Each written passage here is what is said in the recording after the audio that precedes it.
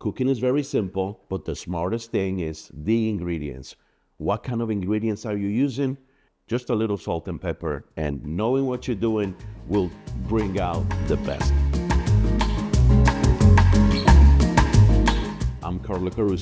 I was born in Caracas, Venezuela, and my background, my father and grandma, they were born in Italy. So I'm first generation. I cook the stuff that my grandma used to cook, my father used to cook. And of course, one or two recipes that you pick up somewhere else out there and you do it yourselves because you know, stuff always changes. It's not always the same. So those are flavors that you taste when you're a kid, and anything that happens when you're young, you will kind of remember forever. So when you become an adult, you kind of think about those flavors, remember, and then you find a way to come up and recreate them again. Well, basically, you know, grandma didn't let anybody get into the kitchen. When she was in there, it was, you know, like a watchdog, okay? I mean, everybody get out of here, nobody touches anything, but definitely, yes. I mean, you were always there because the smell and the scent was all over the house.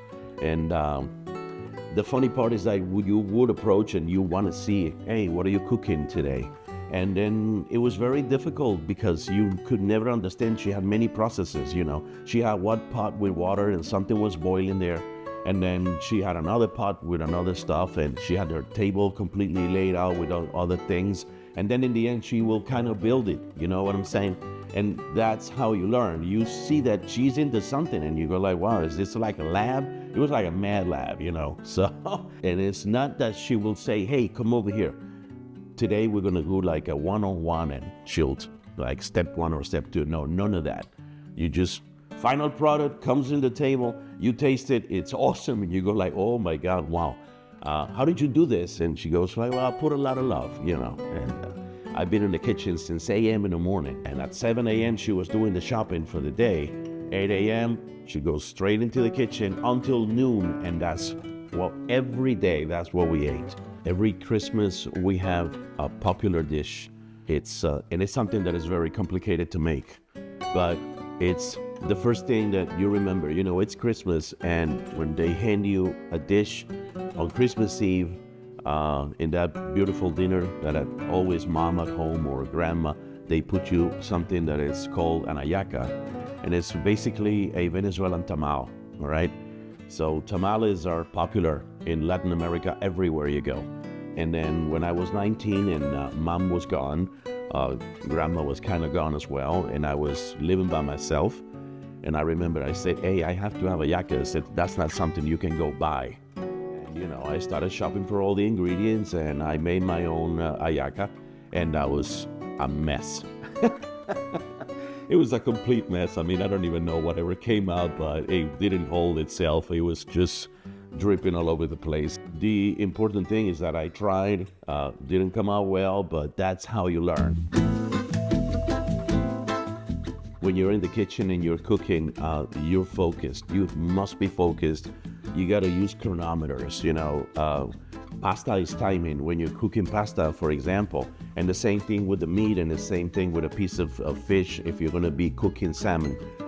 Depends on how thick they are, you know. You need to be aware of time. It's got to be 3 minutes on each side for you to come out rare, medium, or whatever you want to do it. And if you want pasta al dente. You ever wonder why Italians are not obese? It's because they eat pasta al dente. They don't cook it all the way through. If you overcook the pasta, then you will digest it different. Your body will absorb it in a different way, and the result will be completely different. You know, you will get all the carbs and they will turn into sugar, and that now makes you obese, right? These are like ancient things that comes from the Romans, right? And they've been passed through generations. What do you want to pass on to your children? Well, that it's simple. It's how you do it and why you do it this way. And it has to have a reason. And the reason, I don't know, because I didn't invent it, but it was passed from, you know, the people behind me. And I pass it on to you because that's the way you eat it. Pretty much like they would say, period. Don't ask any more questions. That's the way it's done, and that's the way it's supposed to be. Hello everyone, welcome to Homemade. Gonna be doing something very simple, okay? This is one of the recipes that Grandma used to cook for me, like out of the blue, and I go like, hey Grandma, I'm hungry. And she'll go, wait, what can I make you really quick? You want some pasta al burro? And I will go say, yes, of course. Basic ingredients, okay? We're gonna use butter and pasta. How about that? And of course, there's always a little twist in between, which is going to give it the love that we're looking for. Since this is going to be only for one person, we're going to take here like these 80 grams of pasta, which is gotta be 80 grams. It's not 70, it's not 90, it's 80, which is the perfect portion, all right? When we have water boiling for pasta, you always want to put a little bit of salt, because that's what, you see how it boils back? Kind of crazy. Grab your pasta, and this is going to be just about 8 minutes, because pasta is eaten al dente. The thing about pasta al dente, it has to do with digestion. Your system just doesn't digest the same way when the pasta is not thoroughly cooked. So we set our timers right here, 8 minutes. Just make sure the pasta is down in the water. We're gonna cover it so it comes back to boiling again, all right? And voila, here we go. The clock is ticking. We also have this magic trick right here, which is these little pine nuts. This will give it a great shot and a great twist. It'll make your pasta a little bit crunchy, and it'll make it taste incredible. Okay, so the water is boiling back, and I'm gonna open up and take away the lid, just so that the starch doesn't come up, because normally that's what it does, and you don't want to make a mess. Our pine nuts are over here. We're kind of toasting them. We want them toasted, so we start moving them a little bit. The rest is waiting. Every once in a while you want to stir it. And our little pine nuts right here. Okay, we want to kind of brown them a little bit, you know, warming them up and bringing them to that cinnamon color that it'll make them a little bit crunchy. You got to keep moving them around, because you want them to brown like evenly and not let them burn at all, because if they burn, they're not going to taste good. Cooking is about patience. Love is about patience. You just gotta wait, gotta wait. Stir the pasta. We're almost there. To make them al dente, they give you some time, but the time that they say in the package is not actually the one. You always want to bring it back 1 minute, because that's the important thing. I don't know why they do that, because they don't want you to eat the pasta al dente in the United States. Like if you go to Italy, al dente is religion. And if not al dente the pasta, then the guys say, "Wey, io voglio la pasta al dente." What they're saying is basically, the pasta, you know, it's cooked too much. I want this thing to be almost raw. Okay, once your pine nuts are ready, so we're gonna come over here. We have this little mortar, and we're gonna bring the pine nuts inside the mortar. I'm sorry I'm using my hands, but it's the most practiced way sometimes to do stuff. So what are we gonna do now? We have this right here. We're gonna crush them. This is something that is very simple. We're gonna crush this. When you do the pesto sauce, you use the pine nuts. Today we're using them in the pasta al burro. Okay, so we have them ready right there. If you can look at it, you see they're well crushed. We got 2 minutes to go.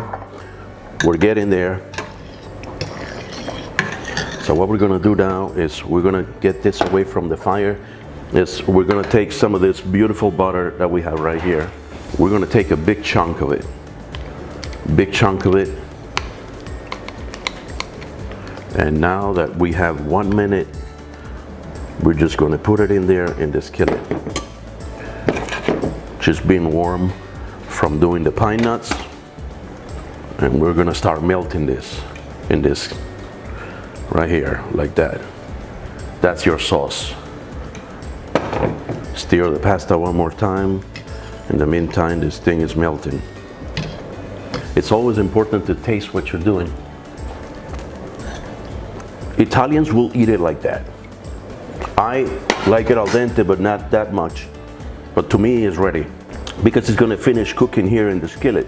And we got 30 seconds. And once the butter has melted, you wanna take it away from the fire, because you don't want at all that this thing will boil, because it's gonna change everything. We got 23 seconds to go. We're gonna bring it back, and now what we're gonna do, we're gonna turn off the fire. We're gonna start bringing the pasta in here into the skillet. It looks like the 80 grams of pasta was not enough for one dish, but as you can see, this is perfect. Okay, so we have it all in here, and now what we're gonna do, we're gonna go like that. We're gonna make this magic happen. We're gonna turn it. You go like this, and leave it here in the fire. We're gonna put back the lid and let it get up a little bit of heat, not too much. And now, what's going on here? You may be thinking, why is he doing that? Well, this is very simple. The pasta is continue to be cooked in here, and it's absorbing all the butter. Why? Because the pasta is al dente, it's not thoroughly cooked. With the heat that is left over here, and the butter that has melted, the pasta is cooking. Because as long as the pasta, it's still hot, she is still absorbing all the juices and all the sauce.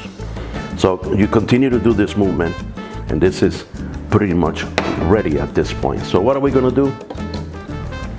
We're gonna take our pine nuts, and we're gonna sprinkle this over like this. You see? Now it changed, and we continue to stir this thing and making these movements. Now what are we missing here?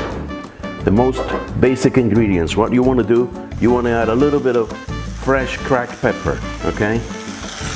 And this pepper has red, green, black, and white. So this will give it,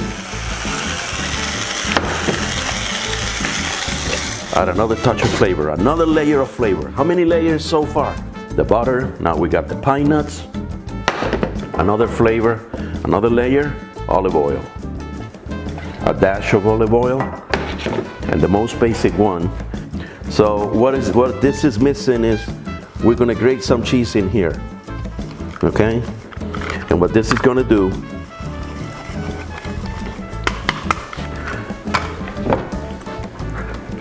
it's gonna create a cream. And that's it, guys. This is ready. And when we serve it, we're gonna do like a twirl like that. And now whatever butter is left over here, we're gonna throw it here on top. This is what Nonna used to make me when she didn't have anything ready available.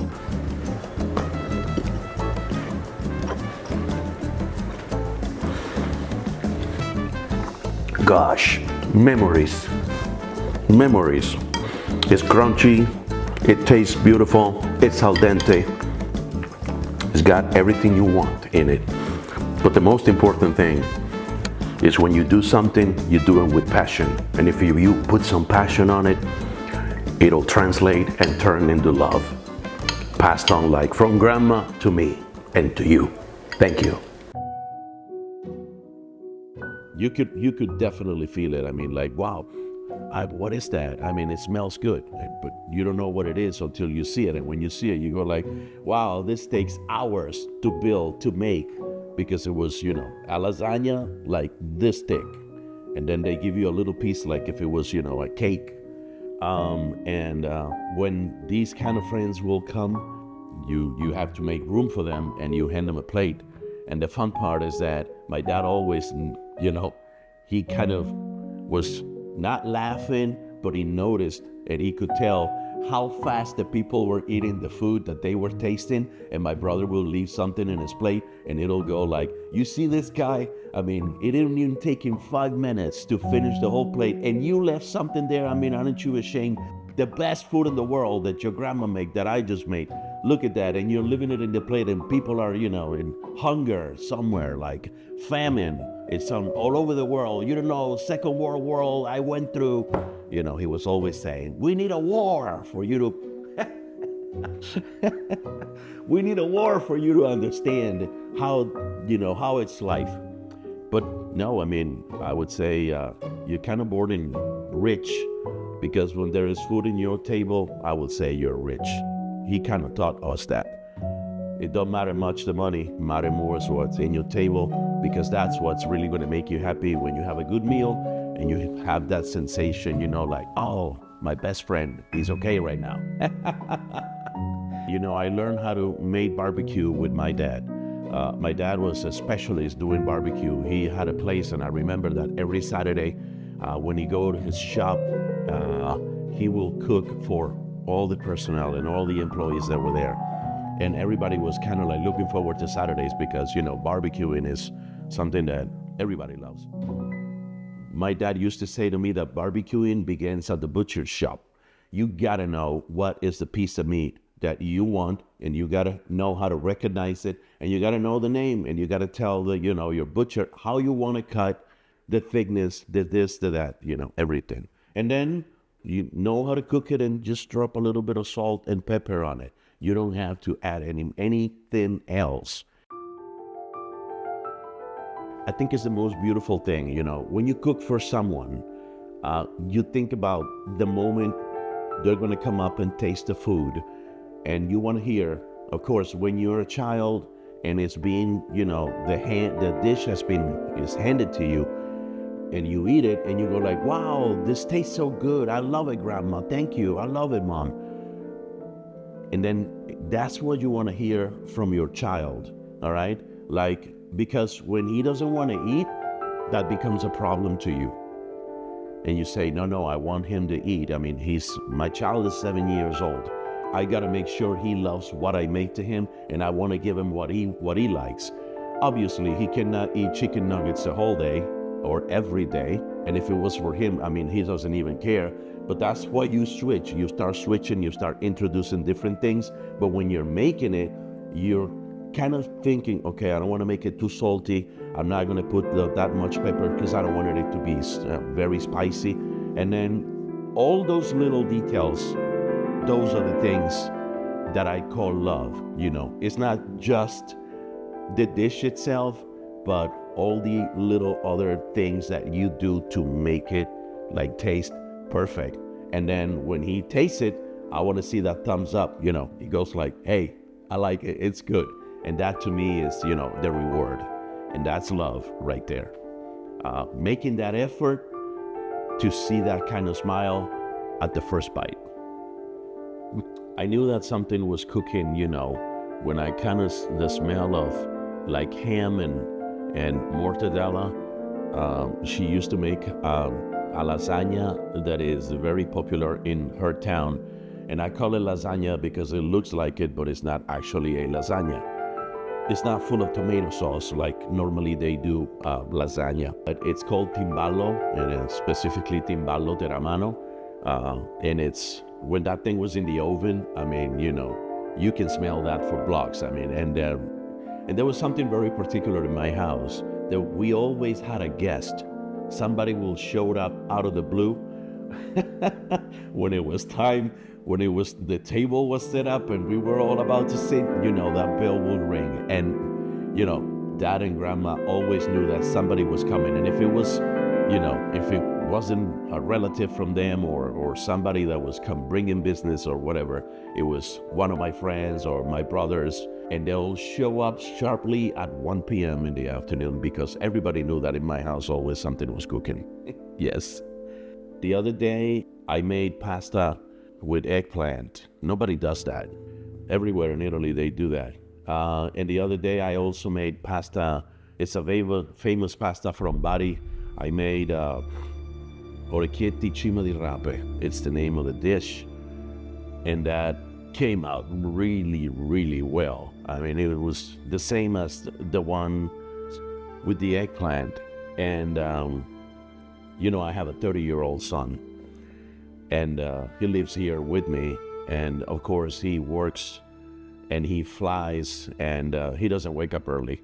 But by the time he wakes up already, I'm already cooking, and he comes and he sits with me, and he's kind of my judge, because he travels a lot, up and down, and he knows all the best restaurants, and he knows the best places. So he tells me, oh man, this one is really good. So I always tell him, how would you compare that to what you what you had in the restaurant, you go like, no, this is much better. You really got to do this. And I say to him sometimes, hey, I can do this, of course, but the problem is that I don't have a restaurant, and I don't have time to set up a restaurant. So, but if somebody gives me a chance, I will go for the gig and probably do, a dish for the day, and then have everybody come in and taste it, and this will make it some kind of like a trattoria, trattorias in Italy are restaurants that they cook one dish for the day. This will be your, the entree is set up for this, and, then whatever comes afterwards, your second dish is this, and this will be the appetizer. I mean, it will be like a 1, 2, 3, boom. And then they go into the kitchen and they bring it out to you. That's today's menu, done. I would love someday to have the opportunity to go to a place and say, hey, why don't you let me make my version of this dish?